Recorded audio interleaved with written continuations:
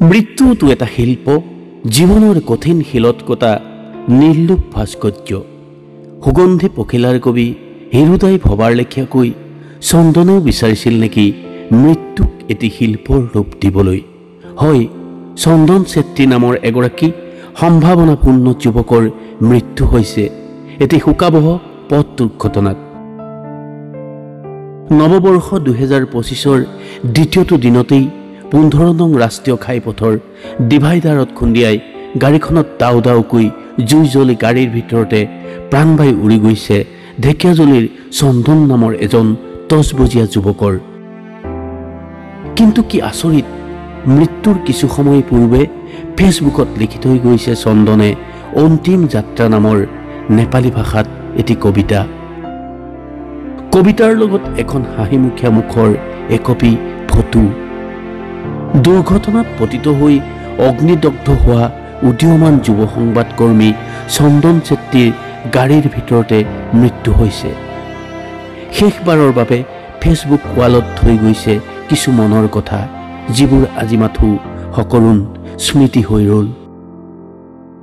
উদীয়মান সংবাদকৰ্মী তথা কবি চন্দন চেত্ৰীৰ মৃত্যুত আমি মৰ্মাহত হৈছোঁ শোকত।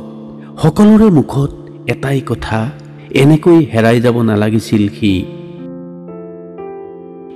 সঁচাকৈ মৃত্যুৰ ওচৰত আমি অসহায়, কেৱল অসহায় হৈ চাই থাকিব পাৰোঁ প্ৰিয়জনৰ মৃত্যুকাতৰ চটপটনি। মৃত্যুৰ পূৰ্বে চন্দনে লিখি থৈ যোৱা সেই বিশেষ কবিতাটিৰ অসমীয়া ভাৱানুবাদ আছিল এনেকুৱা: অন্তিম যাত্ৰা। মোৰ কান্ধত যেতিয়া মৃত্যু আহে আৰু উশাহবোৰে ক্লান্তিৰ গীত গায়, সেই মুহূৰ্তত সময়ে আৱৰি ধৰে বিস্মৃতি আৰু জীৱনৰ দৃশ্যবোৰ ছাঁৰ দৰে বিস্তৃত হৈ থাকে। হাজাৰ বাৰ সতৰ্কবাণী, মদ্যপান নকৰিব, হেলমেট পিন্ধক, কিন্তু ৰাস্তা মোৰ খোজৰ বাবে অপেক্ষা কৰি আছে, য'ত আকাশে পৃথিৱীক আঁকোৱালি লৈছে। মোৰ ভাগ্য, মোৰ পূৰ্বপুৰুষৰ ঘৰ, য'ত হাড়বোৰ ধূলিলৈ পৰিণত হৈ উৰি যায়। মোৰ নাম লিখা এটা শিল আছে, সময়ৰ লগে লগে আখৰবোৰ ম্লান হৈ পৰিছে। জীৱনটো এটা উৰণ আৰু মৃত্যু এটা অৱতৰণ। কিন্তু ভয় নহয়, অনুশোচনাও নহয়।